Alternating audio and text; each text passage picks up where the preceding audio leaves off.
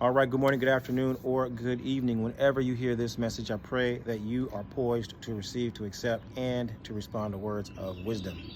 Ashe. So I am just back from Nigeria. I landed last night, and I am raw as raw can be. I am completely uncooked, and I'm very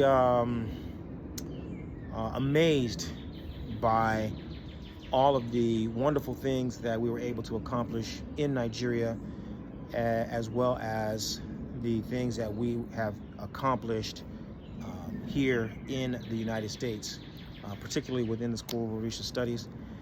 I'm very, very excited about what is on the horizon for us.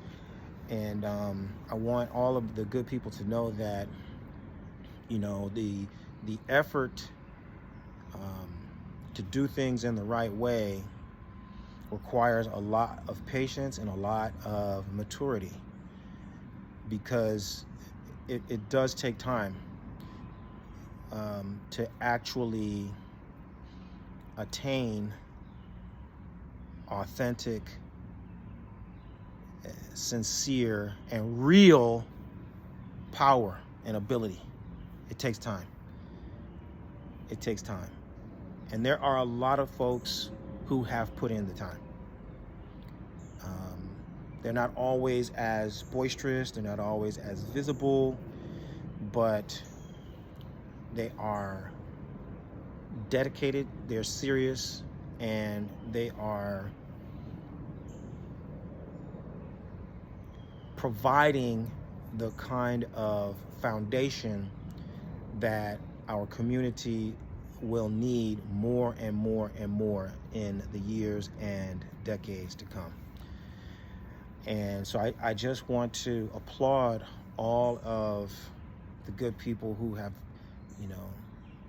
they've put in their 25 years, they've put in 20 years, they've put in 15 years of dedicated service. They haven't been hopping and bouncing and flipping and flopping. They've been, putting in the real work. And they have gone unseen and unnoticed by the masses.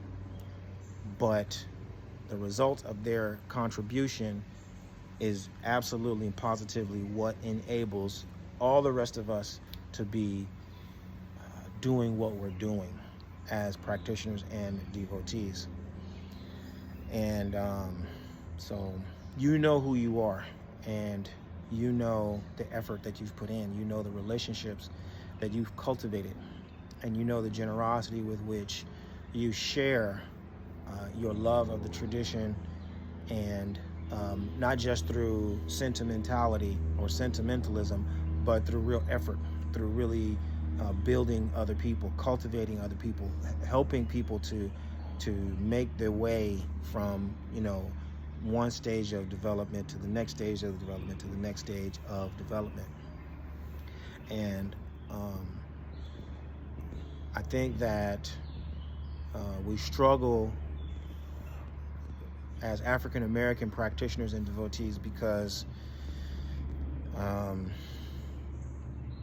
social structure that we live in and the social psychology of American society in so many ways, it contradicts the real principles of the tradition. And so it can be difficult for us to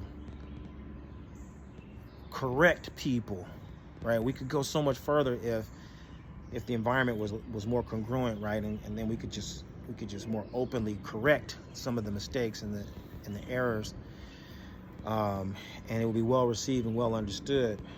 But that not being the case, you got to be really very careful about, who you correct and how you correct them, because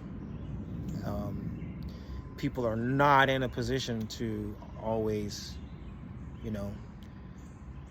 be helped. Like they say, you correct a fool, he'll scorn you. You correct a wise man, and he'll praise you. And that's not just limited to individuals. There's social structures, right? That are wise.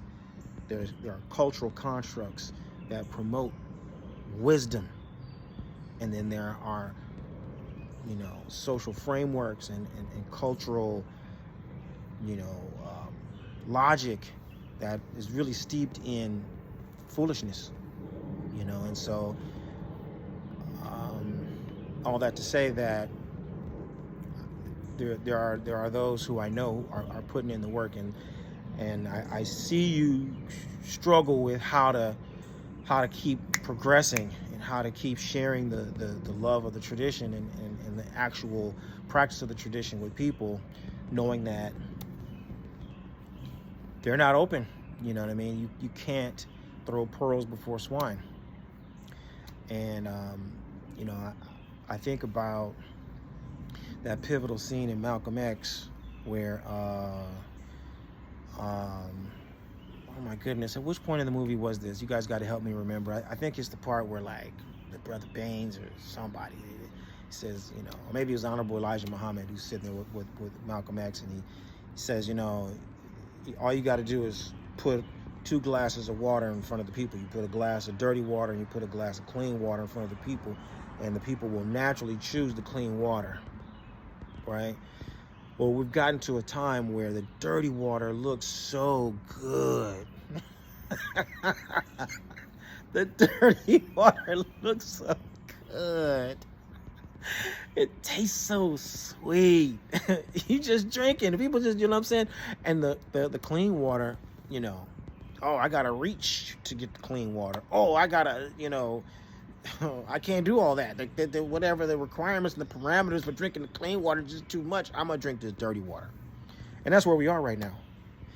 And it's difficult for the ones who want to share clean water. That's all I'm trying to say. And I want to encourage you, all of those who are really purveyors of authenticities and sincerity within our tradition. I just want to congratulate you. I want to applaud you. I want to inspire you. I want to tell you that it's worth it.